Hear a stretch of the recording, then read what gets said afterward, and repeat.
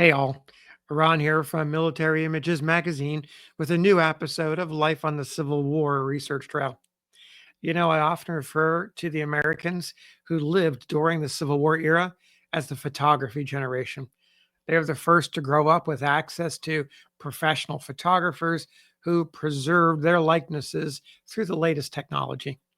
Since it had burst onto the scene in 1839, photography forever changed the way we interact with each other and the world around us. Another name for this generation could be the railroad generation. With the founding of a passenger and freight line in 1827, the Baltimore and Ohio, Americans had access to a new form of transportation that eclipsed any other option available to them at the time: foot, horse, wagon, canal, boat, and ship. While the nation descended into political partisanship and cataclysmic division that split the country and ignited civil war, miles and miles of railroad track connected people and commerce across the country. During these early years of railroading, safety was a major issue. Train accidents in the form of derailments and collisions claimed many lives during the decades leading up to and after the war. It was not dangerous enough to end rail travel, but accidents were certainly routine, along with delays caused by mechanical and other failures. I came across one such disaster while editing a story about Elmira, the Confederate prisoner of war camp in New York that held the grim nickname Hellmira for the poor sanitary conditions and the high death rate. The story by Rick Lessenring, a contributor to Military Images, will appear in our forthcoming summer issue. While fact checking Rick's story, looking at the camp commandant, Seth Eastman, who, by the way, is a fascinating figure. I'll be talking about him in a future video. I found a reference to a railroad disaster, a collision between a passenger train and a coal train near Shohola, Pennsylvania, a town on the New York state border. The accident occurred on July 15th, 1864. The passenger train traveled en route from the Confederate prisoner of war camp at Point Lookout, Maryland, with nearly 1,000 souls aboard: 833 Confederate prisoners, 125 Union guards, plus officers and the train's crew. Some 65 people were killed outright or died soon after from their injuries, and dozens more suffered wounds. 5 prisoners escaped. According to one study, Shohola was the fourth largest train wreck by number of fatalities in the United States during the entire 19th century. I want to share 2 accounts of the tragedy with you. The first is an official report by the man pictured here. His name is Morris H. Church. His life dates 1830 to 1889, who served in the Veteran Reserve Corps at the time of the accident. He was previously with the 12th and the 122nd New York Infantries. During his time in the 122nd, he suffered a wound at the Battle of Fredericksburg. Church provides the basics in a relatively short but interesting and concise report. Let me read that to you. It's datelined Barracks Number 3, Elmira, New York, July 22nd, 1864, a week after the accident. Lieutenant Colonel Eastman, that's Seth Eastman, commanding depot. Sir, as officer in command of a guard in charge of prisoners of war from Point Lookout, Maryland, I have to report that we left on the steamer Crescent with a guard of 125 men and 3 commissioned officers and 833 prisoners on the eve of July 12th. Arrived at New York at 3 p.m. July 14th and disembarked at Jersey City at 4 a.m. on the 15th. Left Jersey City via Erie Railway and at 3 p.m.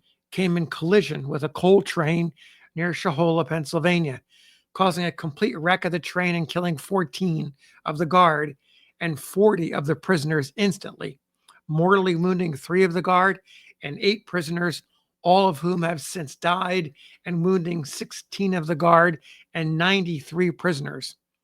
Nearly all of the guards on duty were either killed or wounded, and immediately I caused the reserve to be posted around the wreck and prisoners to prevent their escape.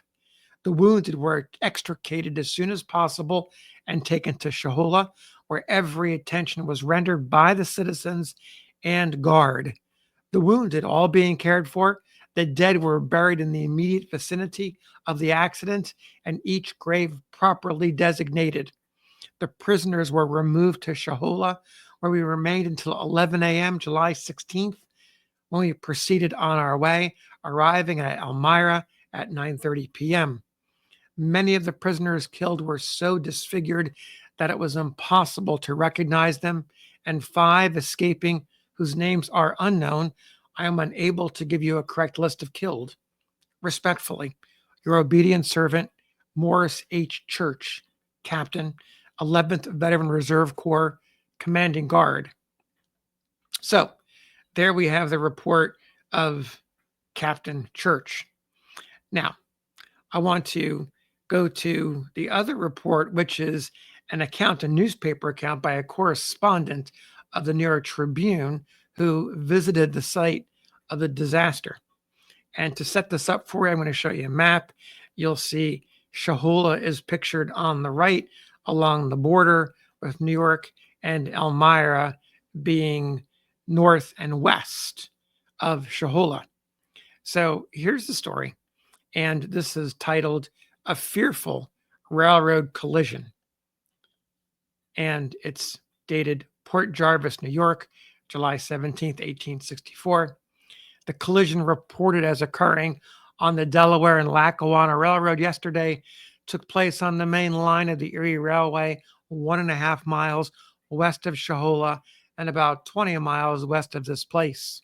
The train of rebel prisoners, about 800, passed here without 12 o'clock midnight of the 15th. It was running an extra to another train, which carried signals for it. About 2 o'clock p.m., the collision occurred at King Fuller's Cut, a dangerous portion of the railroad. The wrecking force under Mr. Cooper was immediately forwarded to the spot, accompanied by physicians of this place and a number of citizens. It soon spread abroad that great damage and loss of life had occurred, and the anxiety to learn particulars was intense. But the telegraph office, and as usual in such cases, was a sealed book. At 9 p.m., a train was sent with provisions, and by the kindness of the railroad official, I was permitted to visit the scene of the disaster. On reaching Shohola about 10 p.m., we found that most of the wounded had been sent to the village and were occupying the freight and passenger rooms and the adjoining platforms. Over 60 wounded men lay in this locality and several more in the Shohola house. The citizens of Shohola and Barville, a village just across the Delaware, were untiring in their efforts to alleviate the sufferings of the wounded. Men, women, and children vied with each other in acts of kindness.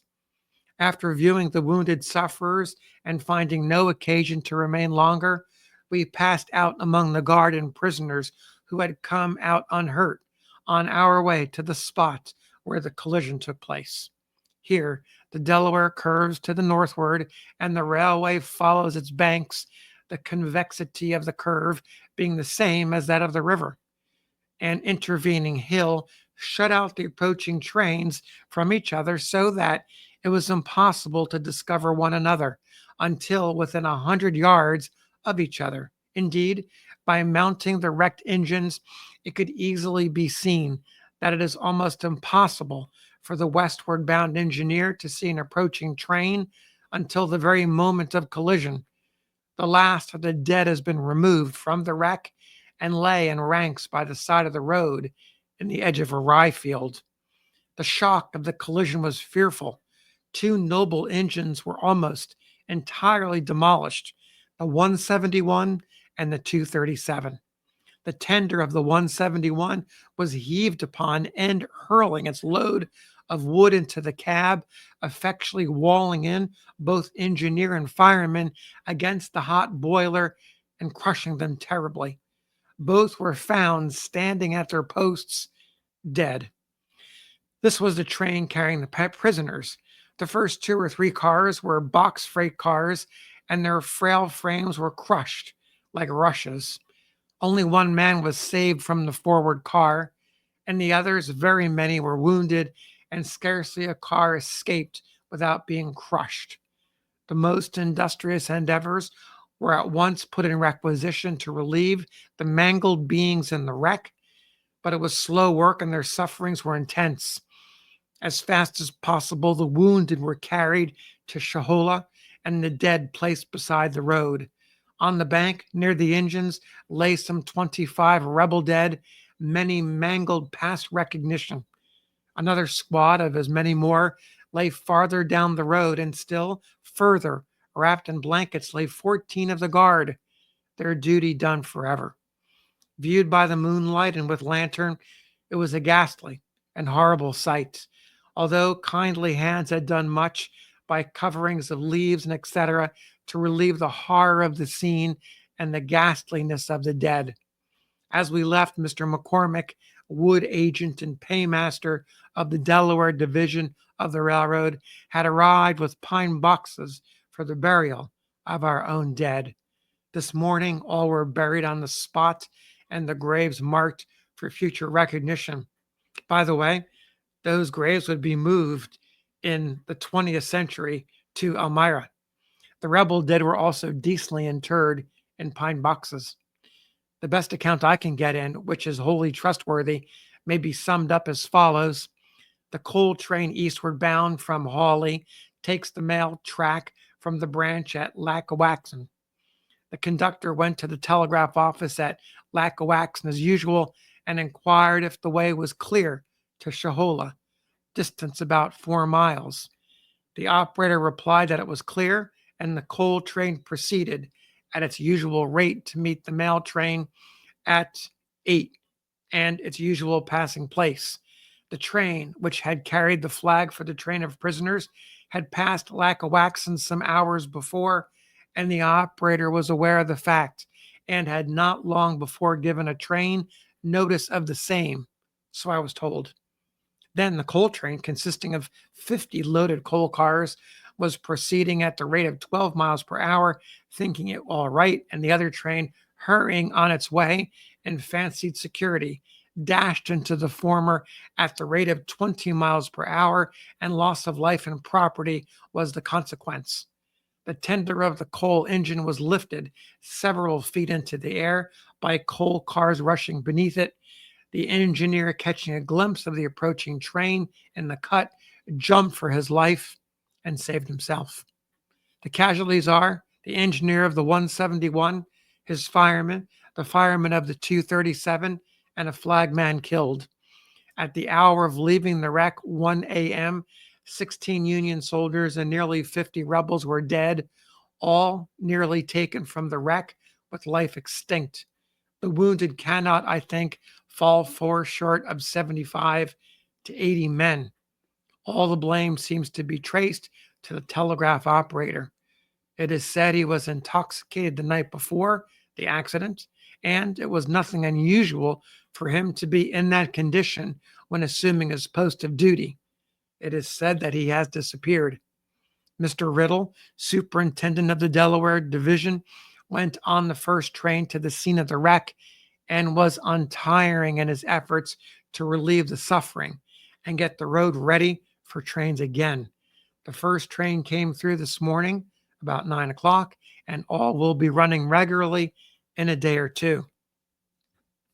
So there you have the tragedy, the Shohola tragedy, one of the largest rail disasters of the 19th century, occurring in July of 1864 during the Civil War, claiming the lives of many Confederate prisoners of war and their Union guards. Thanks for listening. We'll see you on the next episode of Life on the Civil War Research Trail.